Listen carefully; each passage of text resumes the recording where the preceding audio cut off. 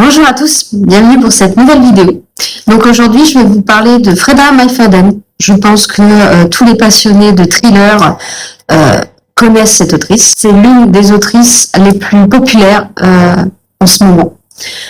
Beaucoup d'entre vous ont sans doute déjà entendu parler de La femme de ménage, la saga La femme de ménage. Donc j'avais envie un petit peu de vous parler de mes lectures de cette autrice et de mes ressentis. Donc Freda McFadden est une autrice qui est née en 1980, donc c'est une autrice américaine. Elle est très controversée parce que certains pensent qu'elle fait de l'IA. Alors personnellement, je ne vais pas prendre le débat, je ne sais pas. Tout ce que je sais, c'est vrai que j'aime beaucoup ses lectures. En tout cas, jusqu'à présent, ceux que j'ai lus, il y en a très peu qui m'ont déçu et j'ai beaucoup aimé.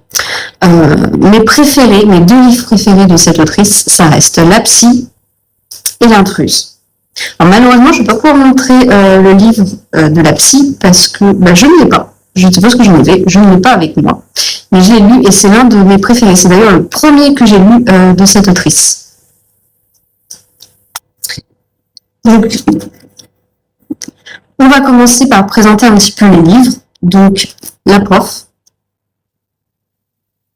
Alors, j'ai beaucoup aimé l'intrigue qui tourne autour de ce livre. La seule chose que j'ai moins appréciée, c'est la relation entre professeur et élève, que j'ai trouvé un peu malsain. Alors, je vous en dis pas trop pour pas vous spoiler, mais c'est vraiment quelque chose qui m'a dérangée. Donc, celui-ci fait partie des livres que j'ai un peu moins apprécié à cause de ça, justement.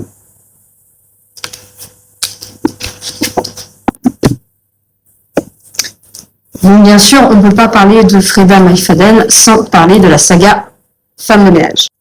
J'ai également eu la chance de pouvoir voir le film La femme de ménage au cinéma, que j'ai adoré, même si je trouve qu'on ne voit pas suffisamment Enzo dans le film, mais malgré tout, il a été quand même très bien respecté. Franchement, j'ai déjà vu des films comme Eragon, où le livre a été massacré, parce que ça n'a pas été respecté. Là, quand même, dans l'ensemble, on se retrouve dans l'histoire, personnellement. Donc, on a eu le tome 1.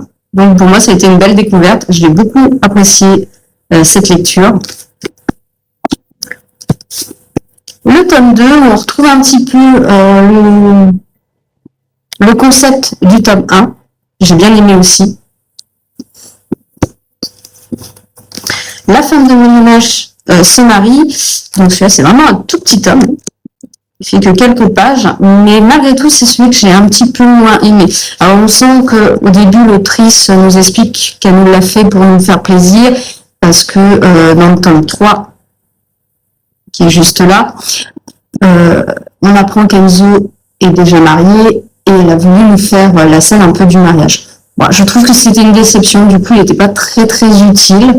Je ne sais pas ce que vous en avez pensé, mais moi, agréable à lire, mais c'est pas un coup de cœur.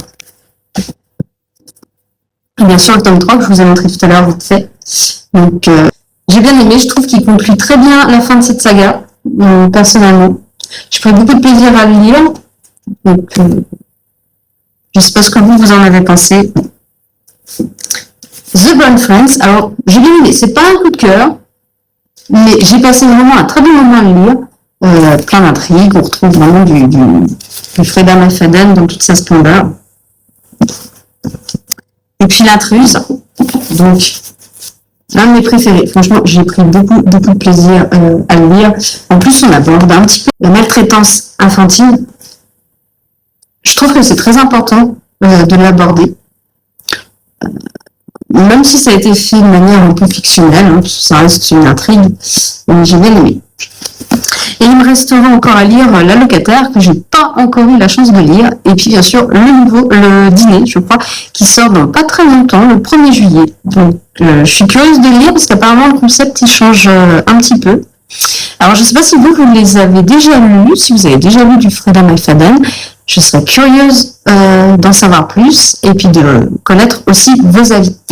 Si vous voulez mes chroniques un peu plus détaillées sur chacun des livres, n'hésitez pas à aller sur ma page Instagram, les chroniques de Justine, parce que j'aborde vraiment les livres avec plus de détails et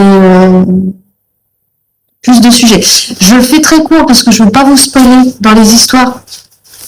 Donc c'est vrai que c'est très bref, mais justement, vous aurez plus de détails sur Instagram. Bonne journée à vous. Au revoir.